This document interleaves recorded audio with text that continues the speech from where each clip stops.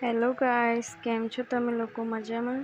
તો આજે આપણે સેન્ડવિચ બનાવવાના છીએ. તેના માટે મેં અહીંયા 4 બ્રેડ લઈ લીધી છે.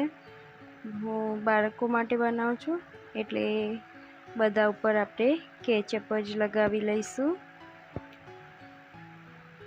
તો આ રીતે આપણે બ્રેડ ઉપર કેચઅપ લગાવી લઈએ.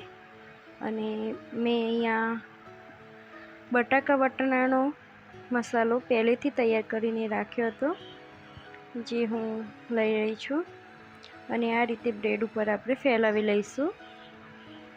અને ઉપરથી થોડીક મનગમતી વેજીટેબલ આપણે એડ કરી લઈશું, જેથી હેલ્ધી સેન્ડવિચ આપણું બની જાય. તો મેં અહીંયા ડુંગળી, ટમેટું અને કાકડી લઈ લીધી છે. તમે તમારા મનપસંદ વેજીટેબલ લઈ શકો છો. હવે આપણે ઉપરથી એ રીતે બ્રેડ ઉપર ચાટ મસાલો લગાવી લઈશું સેન્ડવિચ ઉપર, અને ઉપરથી બ્રેડ ટમેટા કેચઅપ ફરી આ રીતે લગાવી લઈશું. તે જ રીતે આપણે બીજી બ્રેડ ઉપર પણ આ રીતે સેન્ડવિચ ભરી લઈશું મસાલો, અને સારી રીતે કોટિંગ કરી લઈશું મસાલાનું.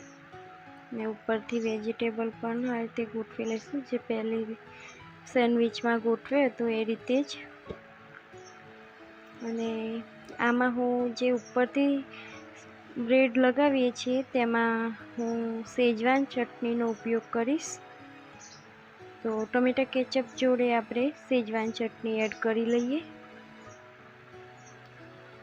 અને મિક્સ કરીને આ રીતે આપણે બ્રેડ ઉપર ફેલાવી લઈશું. સારી રીતે બ્રેડ કોટિંગ કરી લઈશું અને ઉપર રાખીને દઈશું. અને હવે આપણે બંને બ્રેડને શેકી લઈશું.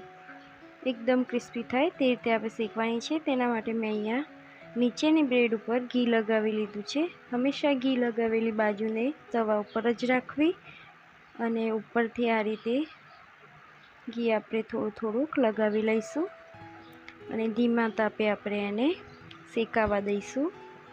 ક્રિસ્પી શેકાય ત્યાં સુધી આપણે તેને શેકવાની છે. હવે આપણે તેને પલટાવી લઈએ. નીચેની સાઈડ તેની શેકાઈ ગઈ છે, તો આપણે તેને ફેરવી લઈશું આ રીતે. અને હવે બીજી બાજુ પણ આ રીતે આપણે એને શેકાવા દઈશું. તે જ રીતે આપણે બીજી સેન્ડવિચને પણ શેકવાની છે. મેં અહીંયા બંને સેન્ડવિચને શેકીને તૈયાર કરી લીધી છે. હવે આપણે તેને કટ કરી લઈશું. તો મેં અહીંયા પીઝા કટરથી બંને સેન્ડવિચને કટ કરી લીધી છે આ રીતે. હવે આપણે સર્વ કરીશું. થઈ ગઈ છે આપણી કટિંગ.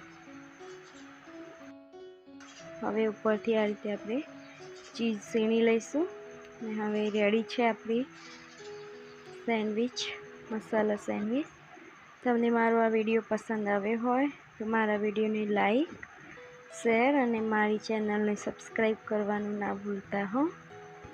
આ પ્રકારનું સેન્ડવિચ બાળકોને ખૂબ ભાવે છે અને ટિફિનમાં પણ ફટાફટ તૈયાર થઈ જાય છે. તો મારી આ રીતથી તમે સેન્ડવિચ બનાવવાનું ભૂલતા નહીં હો. અને કેવું લાગ્યું તે કમેન્ટમાં જરૂરથી લખજો. Okay, bye bye.